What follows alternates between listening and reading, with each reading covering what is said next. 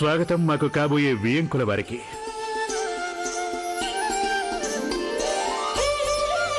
ప్రణామాలన్నయ్య. ప్రణామాలు. ప్రణామాలు వదిన గారు. దయచేయండి, ఆగ్రాకి ఇదే మీకు మా స్వాగతం.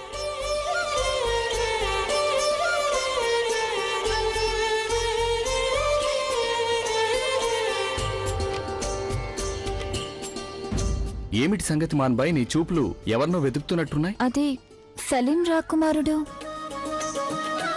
సలీం ఇక్కడెక్కడ ఉన్నట్టు లేరు. నువ్వు కావాలంటే వారికి కబురు పెట్టి పిలిపిస్తాను.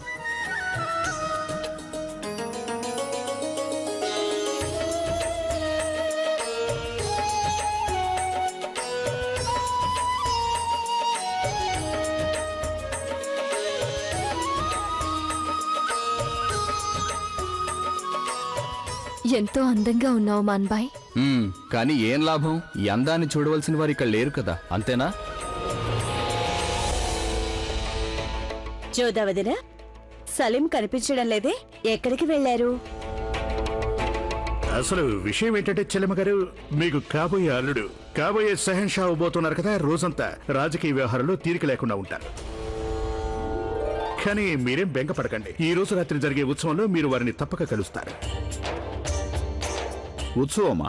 దేనికి సహింషా? అదే మా విహంకుల వారు వచ్చినప్పుడు వారికి స్వాగతం పలుకుతూ పెద్ద ఉత్సవం జరుపుతాం కదా మేము. అదే, దయచేయండి, రండి రండి.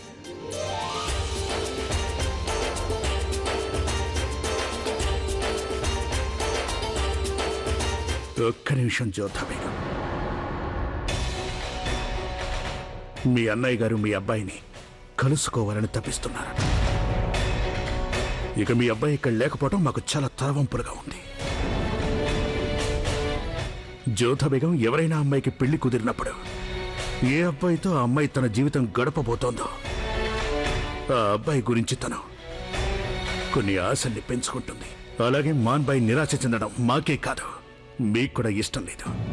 మీరే చూశారుగా మాన్బాయిని, తన కళ్ళు సలీం కోసం వెతుక్కోవడం చూశారుగా.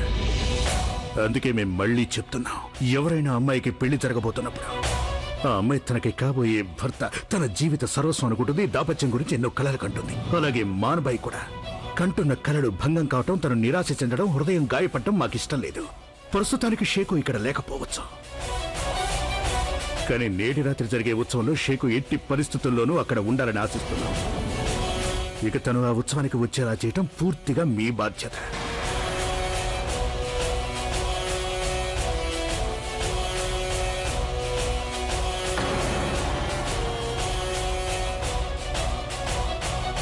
నా మీద ఇంతటి బాధ్యతను మోపుతున్నారా షహిన్షా?